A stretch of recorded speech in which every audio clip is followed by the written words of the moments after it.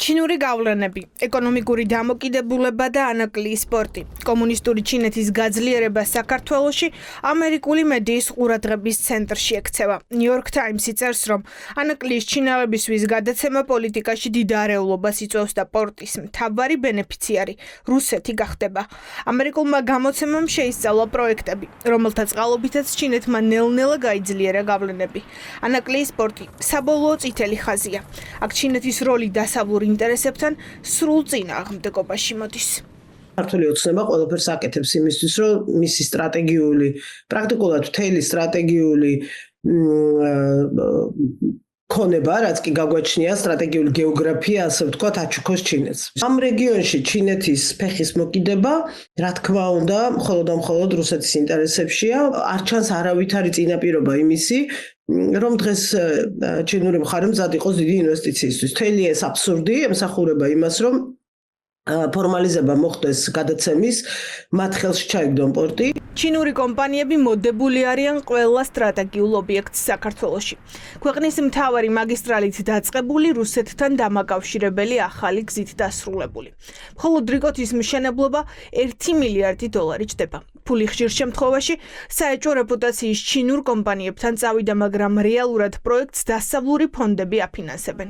ეკონომიკური გავლენები ჩინეთის ხელში პოლიტიკური ზეწოლის მთავარი არაღად იქცევა ხოლმე. ასეთია გამოცდილება. ჩვენ ძალიან კარგად ვხედავთ იგივე ჩინეთი როგორც ცდილობს ხოლმე ჯერ ეკონომიკური ინტერესებით შემოსვლა სხვადასხვა ქვეყნებში და ამის შემდეგ როგორ ერთვებიან უკვე პოლიტიკაში და გავლენას ახდენენ პოლიტიკაზე. თუ კი ვინმე ინვესტორი შემოვა ანაკლიაში, ის უნდა იყოს დასავლეთიდან შემოსული ინვესტორი, რომლის თამაშის წესებიც ჩვენ ვიცით, რომელიც არ ჩაერთვება კორუფციაში და რომელსაც ისეთი ინტერესი არ ექნება, რომელიც აზიანებს ჩვენს ქვეყანას. დამოკიდებული გახადა სახელმწიფომ ჩინურ კომპანიებზე ისეთი დიდი სტრატეგიული მნიშვნელობის ობიექტები, როგორც არის მაგალითად რიკოთის უღელტეხილი. მაშინ, როდესაც იყო არჩევანის საშუალება.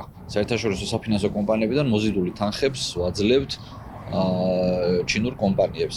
ჩინური ინვესტიციები ოცნების ხელისუფლების პირობებში გახუთმაგებულია. იზრდება ვაჭრობა და კომპანიების რიცხვი.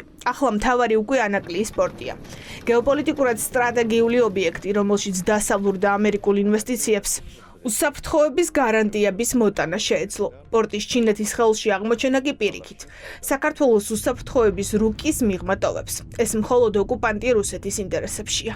ყველაზე დიდი რისკი არის გეოპოლიტიკური. არ გამოვა ერთდროულად, რომ შენ დასავლეთისკენაც იარო და აღმოსავლეთისკენ. იმ ქვეყნებში, სადაც აზია-აფრიკის ქვეყნებში, სადაც ჩინეთი შედის და დომინირებს შემდეგ პოლიტიკურად, დამოკიდებული არიან ჩინურ სესხებზე. მაგრამ ამის საფრთხე არის სამწუხაროდ, რომ როცა თუ უფრო მეტად იზოლაციაში იქნება დასავლეთის მხრიდან საქართველოს ხელისუფლება, შეიძლება ის დაფინანსება, რასაც დღეს იღებენ ევროპა, ამერიკი და შემდეგ უკვე აიწყონ პირდაპირ ჩინეთის მთავრობიდან. საქართველოს მაგალითად დასავლეთს უკავშირდება, არამედ ისეთ პროექტებზე ქონდათ ყოველთვის აქცენტი გაკეთებული, სადაც საქართველოს რუსეთს უკავშირდება, ან ისეთ ქვეყნებს, რომლებიც ავტორიტარული ქვეყნების, ასე ვთქვათ, ჩამონათვალში შედიან. ქართულ ოცნებას შეეძლო ბოლო შანსი გამოეყენებინა. ამერიკის სენატში დარეგისტრირდა სტრატეგიულ პორტებში ჩინეთის გავლენების წინააღმდეგ ბრძოლის აქტი. ივანიშვილის გუნდს წესით შტატებთან უნდა ელაპარაკა ახალ ამერიკულ ინვესტიციებზე, მაგრამ ამის ნაცვლად ჯიუტად აკეთებს არჩევანს ჩინეთზე.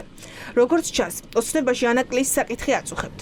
დღის წესრიგში პორტის გამოჩენისთანავე ოლიგარქის პარტია თავდასხმას ხაზარაძე ჯაფარიძეზე იწყებს. 16 შეაცვლევინეს ხელშეკრულება სახელმწიფოს და სახელმწიფოს წავიდა დათმობებზე ყველანაირად ხელს უწყობდა. განაცხადეს, რომ ასე არ გამოვა, გვინდა ფულს იმ პირობით შემოვიშოვით, თუ კი გვექნება გარანტირებული მოგება. იქნება და წაგებაზე ფული უნდა ჩვენ დაგვემატებინა ჩვენ ჯიბიდან. ამგვარად და ხაზარაძისთვის გადაგვეცა. ამის გამო შეწყდა ხელშეკრულება. დასავლური ინვესტიციები ოლიგარქმა ანაკლიის სპორტიდან განდევნა. ხელშეკრულების კონსორციუმთან გაწყვეტის შემდეგ კი ჩინური ინტერესებისთვის გადაფარება დაიწყო.